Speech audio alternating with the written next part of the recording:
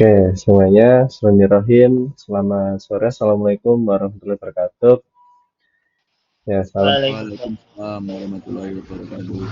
ya, salam sejahtera bagi kita semua ya. Alhamdulillah pada sore hari ini kita bisa bertemu ya, walaupun melalui Google Meet ya, karena memang cuaca yang tidak memungkinkan sehingga eh, terjadinya kendala ya ketika mau ke kampus ya. Ini sebenarnya saya juga masih di kampus juga ya, karena saat ini kondisinya juga sedang hujan deras ya, jadi saya juga tidak memungkinkan untuk eh, mulai sekarang itu seperti itu ya. Semoga nanti tidak mengurangi apa yang nanti teman-teman semestinya dapatkan ya pada perkuliahan. Oke, em, sini saya akan men-share ya, tab ini ya. Oke, nah ini saya sharing di tab Google ya. Kelihatan semuanya ya. Oke, jadi di pertemuan hari ini kita akan membahas mengenai microcontroller. Nah, untuk microcontroller yang digunakan pada IoT ya itu yang paling sering ya biasanya ada dua, yaitu adalah Arduino. Ya. Ini ada Arduino, nah seperti ini, dan yang satu lagi adalah dari ESP. Nah, ini ESP itu buatan dari Espressif. Nah, ini dua hal yang berbeda ya, eh, antara ESP dengan yang tadi di Arduino. Ya, kalau di Arduino sendiri, ya ini kalau mau lihat hardware-nya atau produk-produknya sendiri, yaitu ada di sini ya. Ini mulai dari Arduino Nano, ya, Arduino Nano Family, ya, ada Arduino Nano 33 IoT, Arduino Nano RP2040, Arduino Nano SP32, Arduino Nano 33B License, ya, dan lain sebagainya. Nah, ini sangat jarang sekali di pasaran dan bisa dibilang jarang yang menggunakannya juga ya, karena kebetulan untuk harganya sendiri ya lumayan agak mahal ya kayak gitu. Misalkan yang Nano SP32. Ya ini harganya adalah 22 euro ya. Ini kalau dikonversi nah, 22 euro ya. Nah, ini sekitaran 370 ribuan ya atau 400 ribuan ya. Sehingga untuk praktikum sendiri ya ini bisa dibilang terlalu mahal ya. Oleh karena itu kita gunakan untuk produknya dari ESP32 ya, atau Espressif ya.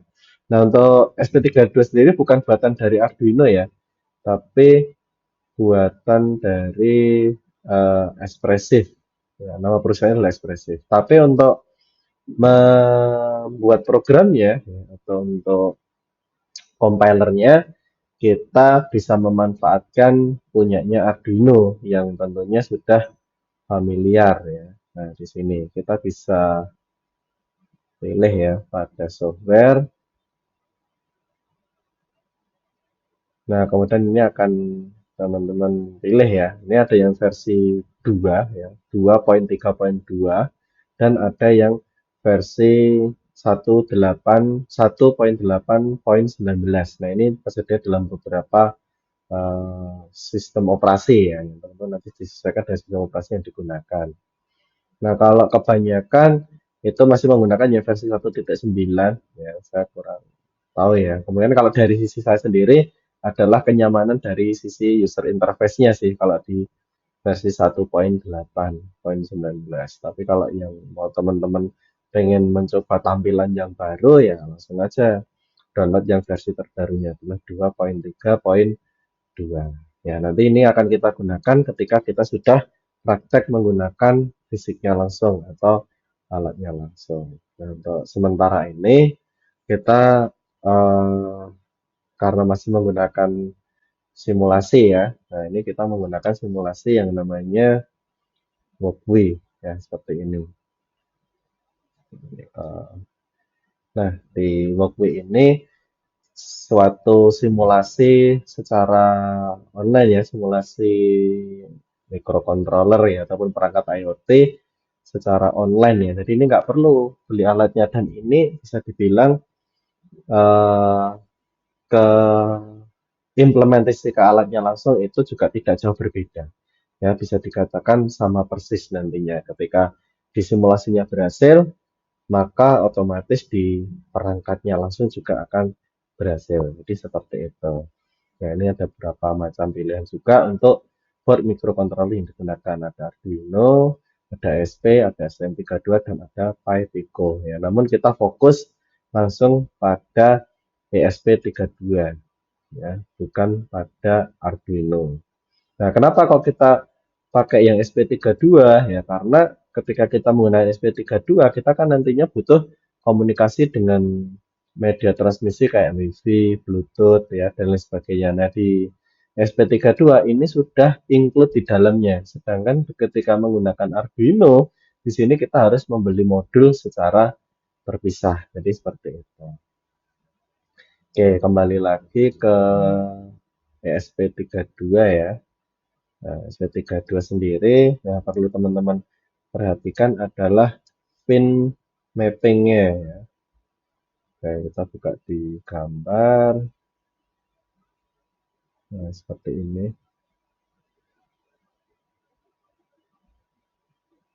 Nah, semoga teman-teman kelihatan ini ya. Nah, ini merupakan pin mapping. Oh enggak, kok beda ya tampilannya? Nah, ini,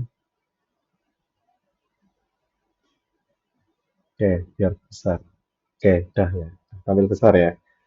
Nah, teman-teman perhatikan ya pada rangkaian atau pada SP32 ya. Menurut teman-teman fokuskan adalah yang warna pink ya. Yang warna pink ini merupakan pin GPIO namanya. Ya, GPIO sendiri adalah kependekan dari General Purpose Input Output. Ya, jadi di sini ada label-label ya yang dicetak pada SP32 ya. Namun kadang ada yang disebut dengan pin trapping. Jadi kayak di sini misalkan kayak D2. D2 ini bukan pin 2 tapi GPIO 9. Jadi nanti di program yang akan kita gunakan ya nantinya kita bukan nulisnya 2 tapi nulisnya adalah 9. Nah, kalau teman-teman lupa dan sebagainya bisa dibuka aja di pin mapping dari SP32 kayak gitu. Nah, kemudian di sini eh, ada lagi GPIO sendiri adalah merupakan pin yang dimana dia difungsikan bisa dijadikan dua ya, bisa dia sebagai input ataupun output ya, karena GPIO kan kependekan dari General Purpose Input Output. Ya. Namun di dalam ini ya, apa namanya, di dalam ESP ini juga ada pin yang dia memang bener-bener nggak bisa dipakai untuk output ya. Ini contohnya yang mana ya ini ya? Yang ada warna abu-abu ini ya. Nah, ini ya, yang pada GPIO 36, 39, 34, dan 35. Nah, ini kan warnanya abu-abu ini ya. Jadi dia input only. Artinya pada pin GPIO ini nggak bisa kita gunakan sebagai outputan. Jadi dia cuman sebagai inputan saja. Jadi kalau pin ini kita fungsikan sebagai outputan, maka tidak akan bisa diproses. Jadi seperti itu ya. Nanti akan saya berikan contohnya. Tapi kalau yang lainnya ya, ini bisa untuk input ataupun output. Ya, kemudian di sini di SP32 yang versi 4 ya, dia ada power tambahan yaitu adalah 5 volt. Kalau yang versi 1 itu cuman ada 3,3 volt saja. Jadi yang 5 volt ini enggak ada. Nah, ini sangat penting sekali ketika kita menggunakan modul-modul sensor ataupun aktuator yang butuh tegangan 5 volt. Ya, ini misalkan kita pakai mini servo, itu kan 5 volt ya. Jadi kita bisa langsung dari SP-nya sendiri tanpa harus membuat power tambahan. Selain itu juga misalkan kita pakai relay, ya. Relay kan dia 5 volt kan. Ya, ini kita bisa pakai nih yang 5 voltnya dari ESP tanpa harus kita buat power tambahan. Nah, kemudian di sini selain itu ada tulisan ADC 10, ADC 13 dan seterusnya. Nah, ADC ini yaitu adalah pin yang mana bisa digunakan untuk membaca data-data analog. Nah, biasanya yang dibaca data analog adalah dari sensor analog, ya, di mana sensor itu ada dua jenis, yaitu ada sensor digital dan ada sensor jenis analog. Jadi kalau kita nanti misalkan beli sensor ya, kita biasanya ada datasheetnya ya, jadi kayak manualnya lah, manual booknya ya. Kita baca ini merupakan sensor digital atau analog. Nah, kalau itu sensor digital ya bebas ya, di pin manapun bisa. Tapi ketika itu sensornya adalah sensor analog ya, kita harus letakkan pada pin analog ini ya. Jadi bisa dari GPIO 36, 39, 34, 35, 32, 33, 25, 26, 27, 14, 12 dan GPIO 13. Oh ya, di sini juga ada ya sebelah kanan ya, ada GPIO 4, GPIO 0, GPIO 2 dan GPIO 15. Nah, ini bisa dipakai untuk sensor-sensor yang analog, biasanya kayak gitu. Tapi ada juga sensor yang ada dua pilihan, bisa analog, bisa digital. Nah, silahkan kalau gitu teman-teman tinggal mau pilih mana, mau pilih digital atau analog. Nah, kalau digital itu biasanya dia logikanya langsung ini ya, langsung hack atau low ya, atau dia itu 0 dan 1 biasanya kayak gitu. Atau biasanya datanya sudah tercetak dalam bentuk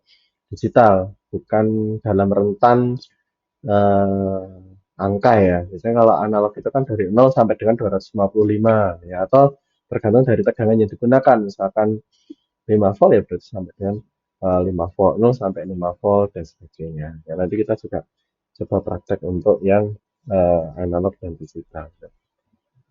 Ya, secara umum seperti itu. Ya, ini ada groundnya ada 1, 2, 3. Ya, kalau ground ini bisa kita buat paralel ya. Nantinya misalkan kita menggunakan perangkat yang lebih dari satu, maka bisa kita paralelkan. Ya, seperti itu. Oke, langsung lanjut ke simulasi ya. Nah, di sini di halaman walkthrough-nya ya. Nah, ini silahkan teman-teman pilih ESP32. Nah, di sini. Nah, SP32, kemudian pilih yang bawah ya, SP32 ya, seperti ini. Nah, inilah bentuk komponen dari microcontroller atau node MCU ESP32. Nah, dari sini atau pada ini ya, pada praktek ini nanti kita menggunakan LED ya untuk menguji coba pemrogramannya. Oke, nah ini bisa teman-teman lihat ya di pemrograman sebelah kiri ya, sketch.ino ya. Ini merupakan file dari Arduino IDE ya, yang tadi sudah teman-teman lihat ya, software bawaan dari Arduino. Jadi nanti ini yang nantinya akan kita jalankan ya, akan kita running atau akan kita pindahkan program ini ke dalam chip dari microcontrollernya. Karena ini di Walkthrough ya, merupakan simulasi, jadi ini bisa langsung otomatis dijalankan ya. Tapi kalau misalkan ini kita pakai alatnya langsung ya, maka kita butuh di-compile dulu, kemudian baru di-upload ke dalam chip microcontrollernya. Oke, untuk struktur pemrogramannya sendiri, di sini menggunakan bahasa C ya, tepatnya C++ ya. Di sini ada dua struktur pemrograman ya. Di sini ada void setup dan void loop. Nah, pada void setup ini adalah tempat untuk meletakkan program yang pertama kali dijalankan ya. Biasanya berisi konfigurasi-konfigurasi pin atau deklarasi pin ya. Kemudian juga berisi program yang pertama kali dijalankan dan hanya sekali dijalankan. Nah, berbeda halnya dengan yang ada pada void loop. Pada void loop ini merupakan atau berisi ya program utama yang dimana dia dijalankan secara kontinu ya, atau terus menerus ya. Jadi selama ada satu daya belum di stop ya dia akan jalan terus atau akan di looping terus menerus ya, seperti itu.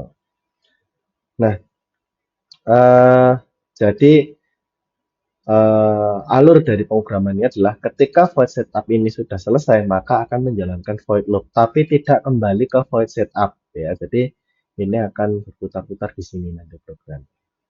Oke, kemudian ya seperti struktur bahasa C yang lain ya, di atas ini nanti tempat untuk meletakkan library ataupun tempat untuk meletakkan variabel atau objek ya, misalnya kayak gitu.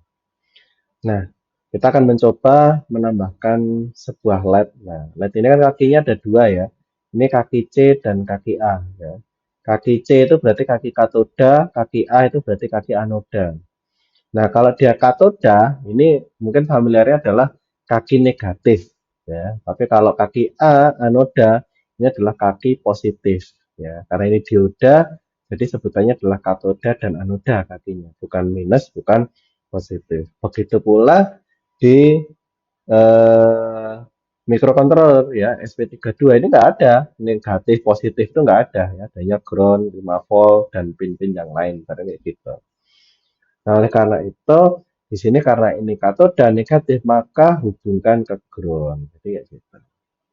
Jadi kalau negatif, ground ya. Biasanya kalau ada mode sensor itu sudah ada tulisannya ya, GND ya, berarti otomatis hubungkan ke ground. Nah, kemudian ini satu lagi kemana? Ya, karena kita mau membuat controller ya, berarti harus berada pada salah satu pin. Ya, misalkan kita pada pin 26. Oke, sudah selesai. Kita bisa rubah warnanya, ya, warna hitam, ataupun warna lightnya ya, berubah warna hijau seperti itu. Oke, nah kita mulai dengan membuat objek baru ya. Biasanya diawali dengan tipe datanya ya. Nah ini kan berupa pin ya nantinya ya. Ini berada pada pin 26 ya, maka di sini pada pilihan integer ya. INT LED 1 ya berada pada pin 26 ya gitu. Nah, selalu jangan lupa diakhiri dengan titik koma. Ya, kemudian di sini tempat kita akan mendeklarasikan ya, pin mode ya, LED 6, LED 1 ya. Dia digunakan sebagai apa? Input atau output ya. Karena ini LED berarti kan dia luaran ya. Ya udah kita pilih dia output. Nah, kemudian di sini saya hapus dulu delaynya karena nggak saya pakai. Nah, kemudian di sini ya kita perintahkan ya digital read. Nah, bedanya apa digital read sama read?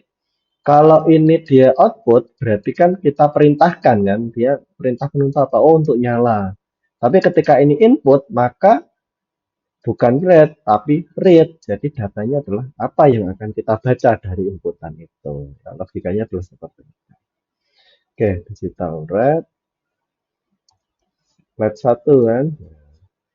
Pilihannya ada dua, hack atau low. Kalau nyala itu hack, kalau mati itu low. Ya udah kita nyalakan. Berarti kita pilih. Nah, oke, kita jalankan.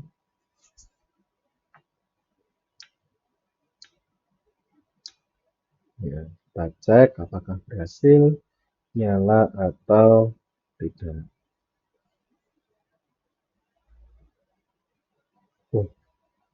Ya ini kalau muncul keterangan seperti ini, ya ini biasanya adalah masalah di koneksi internetnya. Nah ini koneksi internet saya berarti yang bermasalah. Ya, nah, ini saya copy dulu, kemudian ini saya refresh lagi ya. Konsekuensinya adalah hilang. Kecuali kalau tadi saya sign in ya atau saya login nanti ini nggak hilang ini karena untuk pelatihan aja jadi nggak saya sign in tapi kalau teman-teman silakan di sign in ya jadi kalau misalkan ada error masalah jaringan ya bisa di load ulang kayak gitu tapi kalau ini langsung hilang ketika saya reload nah, nah hilang kan LED-nya kan nah, ya. Ini saya ulang lagi tadi di pin 26 ya kita masukkan ke pin 26 program. Nah, kita coba jalankan. Jadi error itu belum tentu kodenya yang error ya, karena ini pakai simulasi kan ketergantungan dengan jaringan juga ya. Ini bisa dipastikan jaringannya lancar.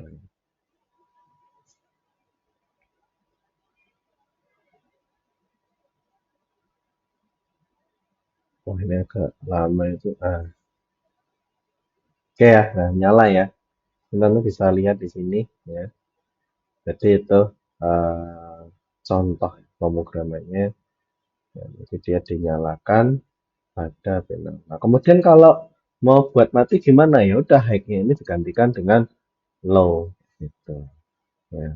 Nah, sekarang logikanya kalau berkedip gimana? Ya, kalau berkedip berarti algoritmanya atau logikanya adalah lampu LED satu ini nyala ya. Kemudian dikasih waktu untuk nyala ya. Berapa lama? Ya, terserah kita nanti yang mau memberikan instruksi. Kemudian lampu LED satu ya, dia mati. Ya, apakah mati nggak butuh waktu? Ya butuh waktu untuk hidup dan butuh waktu untuk mati ya. Sehingga kita perlu tambahkan yang namanya delay. Nah, delaynya di sini dalam satuan milisecond ya. Jadi kalau misalkan 1 detik berarti dia 1000 milisecond. Saya kasih komentar ya, ini 1 detik gitu. Jadi kalau setengah detik ya berarti 500 milisecond. Nah, ini digital red. Red satu ini dia low. Nah, kemudian jangan lupa tambahkan delay lagi. Ya, itu saya gitu. Nah, kita cek.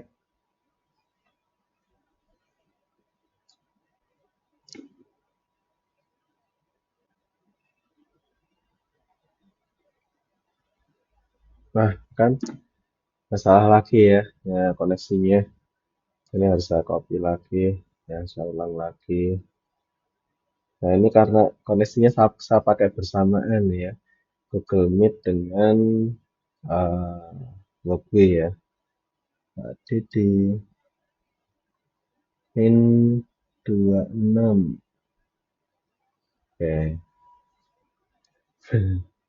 ini saya kopas ya. Nah, kita tunggu, saya jalankan lagi. Ya, nggak ada saya ganti codingnya ya. Saya cuma nge-refresh saja kok atau mereload aja ya browser saya. Karena saya butuh koneksi ke servernya lagi. Ini kemarin koneksinya terputus. Nah, kita cek. Nah, oke ya. Dia ya, mati, nyala, mati ya. Karena dia berada pada void loop. Jadi ini dia nyala, 1 detik kemudian dia mati, mati selama 1 detik, kemudian dia nyala lagi, ya dan seterusnya. Lalu muncul pertanyaan, bagaimana jika kita akan membatasi kedipnya ini cuma 3 kali saja, kemudian habis itu mati terus.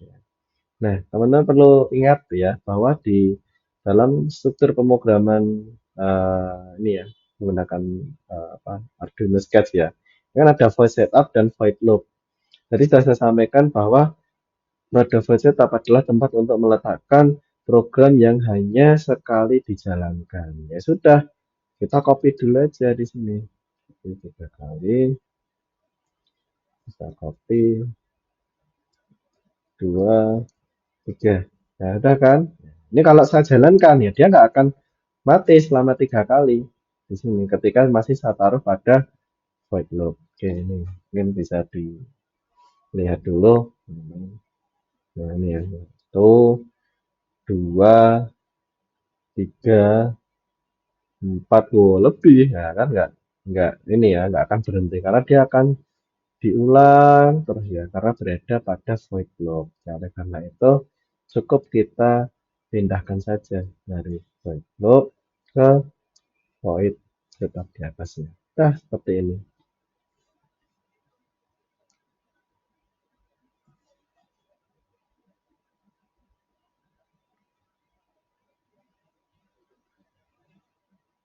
Ya, oke, 1, 2, 3. Ya, udah nanti ya.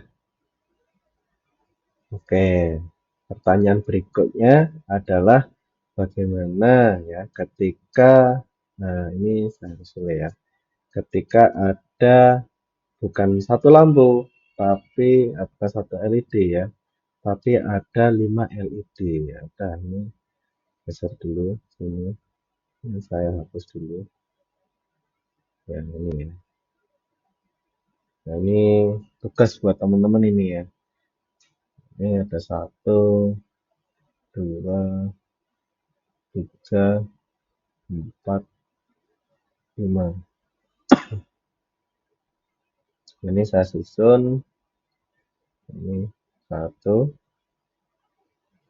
2, 3.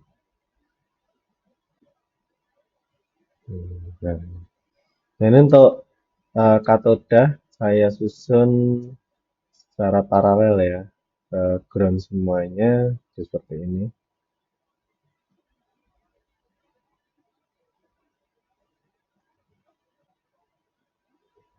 Nah, kemudian untuk ini saya urutkan. Nah, ini 25, 26, 27, ini 14, ini 12.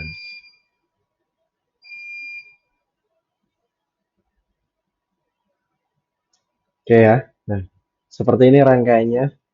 Ini akan saya save ya, tugas 1. Nah, ini saya save.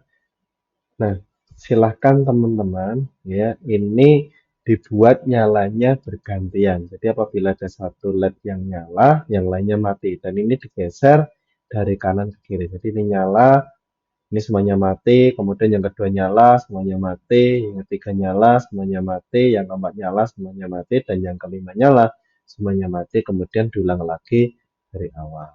Oke, ini akan saya share, silahkan teman-teman eh, kerjakan ya sebagai latihan. Oke, mungkin ada pertanyaan?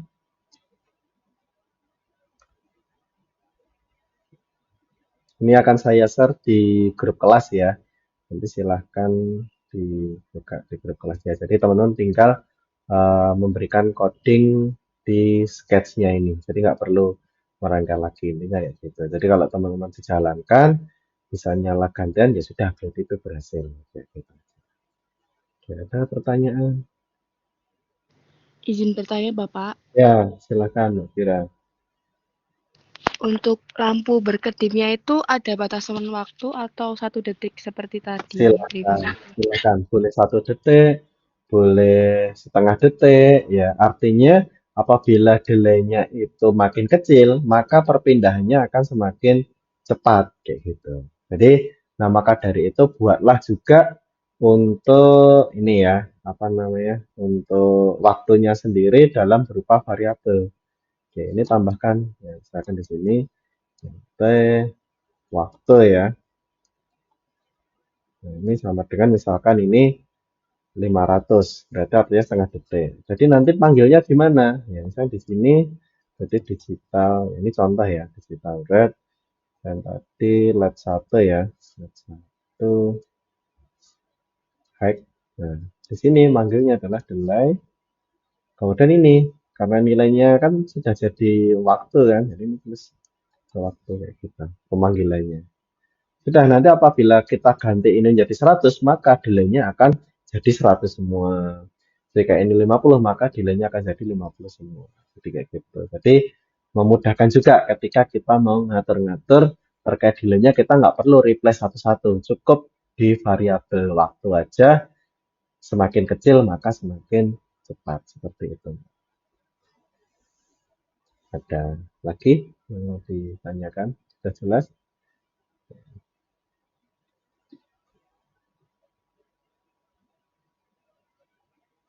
Saya share di grup kelas ya.